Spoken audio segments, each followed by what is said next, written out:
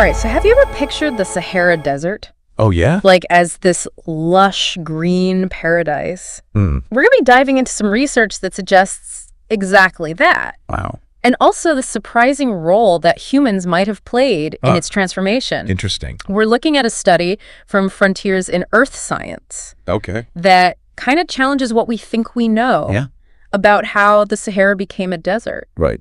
And get this. Okay. It wasn't just like a slow climate shift. There might be more to the story. Okay. And it involves us. Yeah. Okay, so what's fascinating is that the Sahara has actually gone through these green periods before. Really? Yeah, it's a reminder that even these massive deserts can change. Oh, wow. Which is really relevant to how we think about climate change today. So like 11,000 years ago, Yeah. this wasn't the dry, desolate landscape we see in pictures. Right. We're talking lakes, rivers, grasslands. Wow. Even forests. Forests in the Sahara. Yeah. So what did that look like? I mean, think watering holes teeming with life. Oh, wow. Sprawling savannas. Okay.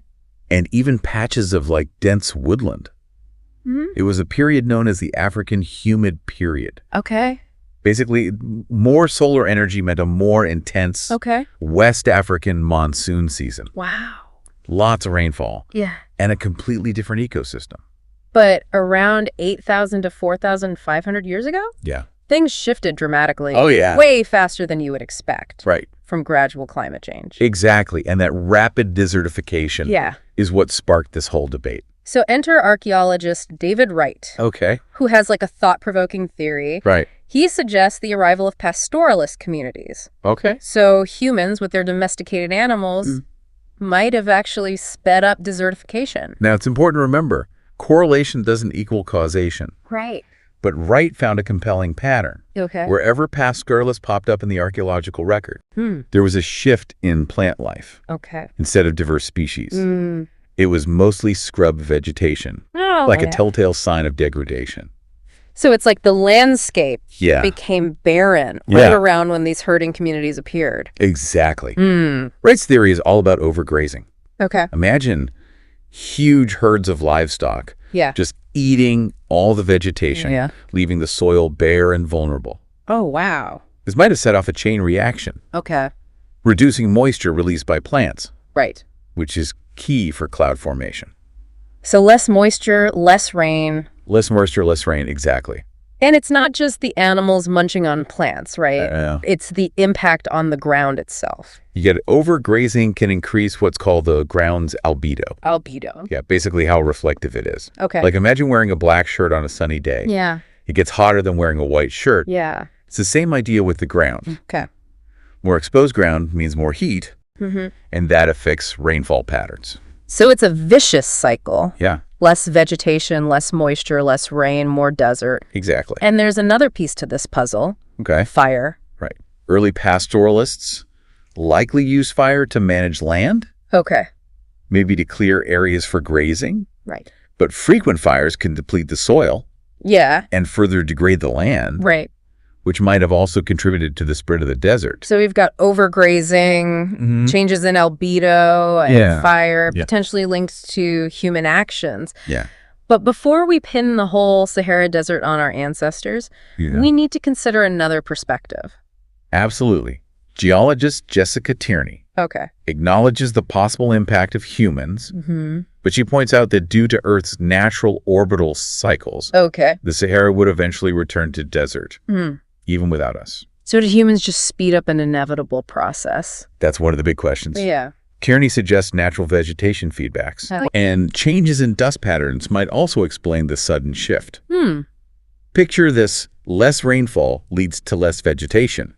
Which kicks up more dust into the atmosphere. Right. Further reducing rainfall. It's a bit of a chicken or the egg situation. Yeah. Did climate change lead humans to herding? Right. Or did overgrazing make the climate shift worse? That's the challenge. Yeah. Separating those two is tough. Yeah. And it's worth diving into Tierney's alternative explanations a bit further. Okay, let's unpack that. What kind of evidence does she have to support her view? Well, one of the things Tierney focuses on are these things called climate proxies. Climate proxies. Yeah, these are natural records that give us clues about past climates. For example, she analyzes sediment cores from the ocean floor. Oh, wow. Off the coast of West Africa. So like digging into the ocean's memory bank. Yeah. What can those sediment cores tell us? They contain layers of dust and pollen that blew off the Sahara thousands of years ago. Oh, wow. By studying those layers. Yeah. She can track how vegetation changed over time. Mm-hmm. And what she found is that even before evidence of widespread pastoralism in the region, there were signs of increasing aridity. So the Sahara was already drying out. Yeah, seems like it. Before humans and their herds arrived on the scene. That seems to be the case. Wow. Her research suggests that the transition to a drier climate began earlier than previously thought. And that there were likely other factors at play besides overgrazing. Okay, so maybe it wasn't just humans. Right. But our actions could still have played a role, right? That's where things get really interesting. Okay. Tierney doesn't completely rule out the impact of humans. She acknowledges that overgrazing and other land use practices could have exacerbated the drying trend. Okay. But her work suggests those practices might have been a response to a changing climate. Yeah. Rather than the sole cause of the shift. That makes sense. If the climate was already getting drier, it would make sense for people to adapt by turning to pastoralism, right? Exactly. Yeah. It's a complex interplay between human actions and natural climate variability. Yeah. And it's one of the big challenges in understanding the Sahara's transformation. So how do we unravel this tangled web of cause and effect? Where do we go from here? Well, both Wright and Tierney agree that more research is crucial. Okay. Wright proposes drilling into those dried-up lake beds. Oh, wow. Scattered across the Sahara. Yeah. Analyzing pollen and seed data. So it's like going back in time, unearthing the secrets of the past. Exactly. And what about Tierney's approach? Tierney suggests using sophisticated mathematical models to compare the impact of hunter-gatherers versus pastoralists on the environment. By simulating these different scenarios, we might be able to tease apart the relative contributions of human activity and natural climate cycles. It's like running a giant experiment on the past. Exactly. And of course, we need to know how many people were actually living in the Sahara. Absolutely. Estimating population size is a key factor in these models. Based on current evidence, Tierney believes that the Sahara was likely more densely populated during the African humid period than it is today. Except for modern coastal urban areas, of course. A bustling prehistoric Sahara that really challenges our image of this vast, empty desert. It really does. But here's the question. What does this ancient history teach us about our world today? That's where it gets really relevant.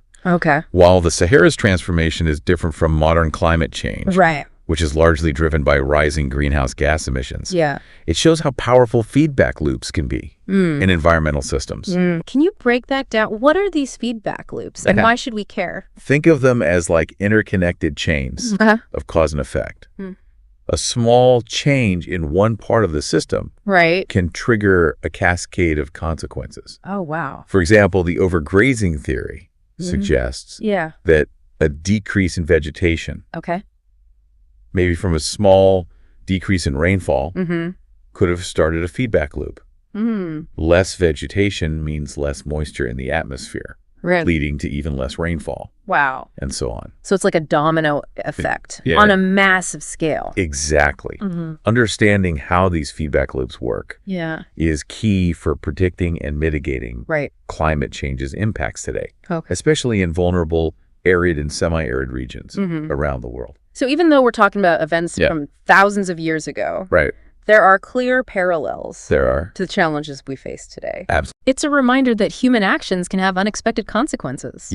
Especially when it comes to our planet's delicate ecosystems. The Sahara story is a cautionary tale. It highlights the need to carefully manage our environment and deeply understand how human activities and natural systems interact. It's a powerful lesson from the past. It was. With huge implications for the future. Huge. And it makes me wonder what other mysteries are hidden in Earth's history. Oh, yeah. Waiting to be unearthed. And teach us about our world today. It's a constant reminder that change is inevitable. Even landscapes we think of as permanent can transform over time. So what does this all mean for us, the listeners? Why should we care about the mysteries of the ancient Sahara? It's not just about uncovering the past. Yeah. It's about informing our present and future. Okay. By understanding how past climate shifts and human activities interacted, we gain valuable insights into how ecosystems work and how to better manage our own impact on the planet. It's a reminder that we're not just passive observers. We're active participants in shaping the world around us. And the choices we make today can have huge consequences, good or bad, by learning from the past. We can make smarter decisions about tackling challenges like climate change and sustainability in the 21st century. Knowledge is power. And by understanding the complex relationship between human activities and the natural world, we can make better choices that benefit both ourselves and the planet. This deep dive has definitely left me with a lot to think about. Me too. It's incredible to imagine a place now known for vast, desolate landscapes was once a vibrant, life-filled ecosystem. It's a powerful reminder. That even seemingly unchanging landscapes can undergo dramatic transformations. And that human actions can play a significant role in those transformations. Absolutely. It's a humbling thought, but also empowering. It is. We have the ability to learn from our past. We do. And create a more sustainable future. Yeah. So here's a final thought for you, dear listener. Okay. Imagine if seemingly small changes in our environment today could trigger larger, unforeseen consequences down the road. How might that change your view on sustainability and your own actions? It's something to consider as we navigate the challenges of a rapidly changing world. And if you want to see how dramatic the change in the Sahara was, search for images of the Green Sahara online. Oh, yeah. It's truly mind-blowing. It is. That's it for our deep dive today. All right. Until next time, keep exploring, keep learning, and keep asking those big questions. It really makes you think about long term, It does. And that's where thinking about those feedback loops we were discussing earlier becomes so important. We might not see the full effects of our actions for generations. But the Sahara's story shows just how interconnected everything is. Yeah, it's like a ripple effect. Right? Something small. Can create a much bigger change over time. Exactly. And that's why understanding those connections, those feedback loops, is so crucial for making informed decisions today. Whether it's about climate change or resource management, or any other way we interact with the environment. This deep dive has definitely shifted my perspective. I think we often take the Sahara for granted, seeing it as this vast, unchanging desert. But it wasn't always that way. And it might not stay that way forever either. That's a really important point. Change is a constant. And landscapes are always in flux. Even if we don't always see it happening on a human timescale. So what's the one thing you hope our listener takes away from this conversation? I think the biggest takeaway is the importance of a long-term perspective. The choices we make today have consequences that extend far beyond our own lifetimes. And by understanding the interconnectedness of our actions and the environment, we can hopefully create a more sustainable future. Well said.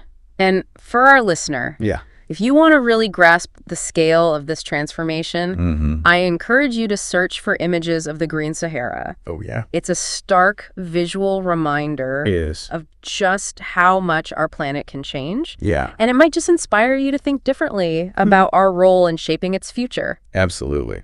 That's it for our deep dive today. Great. Until next time, stay curious.